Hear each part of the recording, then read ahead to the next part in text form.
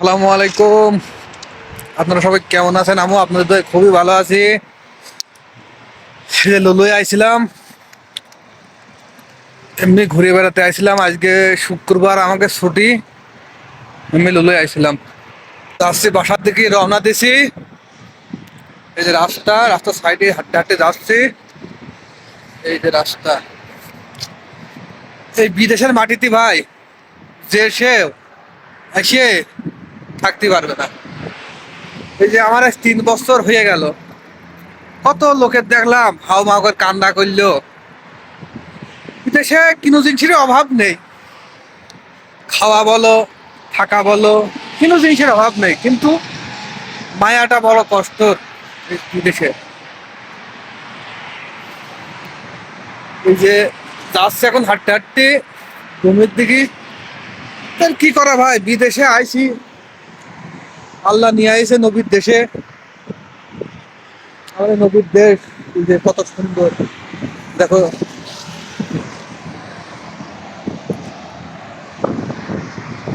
Hello, মাশাআল্লাহ, খুবই ভালো।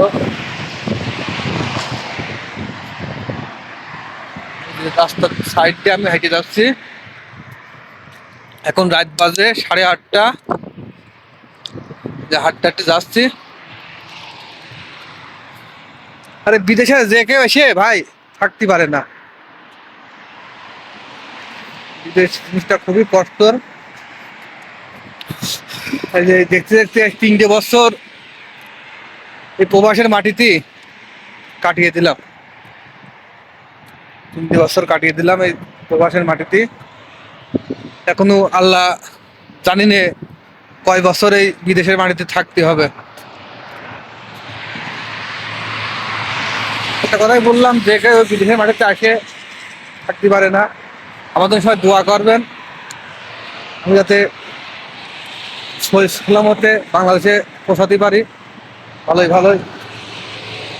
সব জায়গার কাগজপাতি নেই, দেখা যাচ্ছে বিদেশের বাড়িতে কত কষ্ট একমাত্র সেই জানে।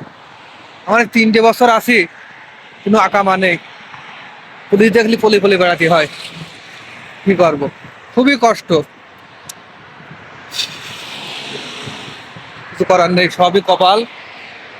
আজকাতে যাচ্ছি, সবই কপাল, সবই এই বিদেশের বাড়ির সবই কপাল। বিদেশের বাড়ির সবই এই 4 আঙ্গুলের কপাল।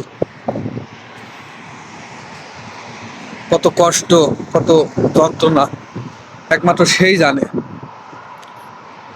বিদেশের বাড়িতে থাকা। জায়গার আকামা নেই, জায়গার কাগজপাতি বিহীন। কি করবো, সব কপাল, আল্লাহ ভরসা। আল্লাহর উপর ভরসা রেখে থাকি, আল্লাহ ভরসা কি করে আল্লাহ জানে। আচ্ছা, সবাই ভালো থাকবেন, আমাদের দোয়া করবেন। আসসালামু আলাইকুম।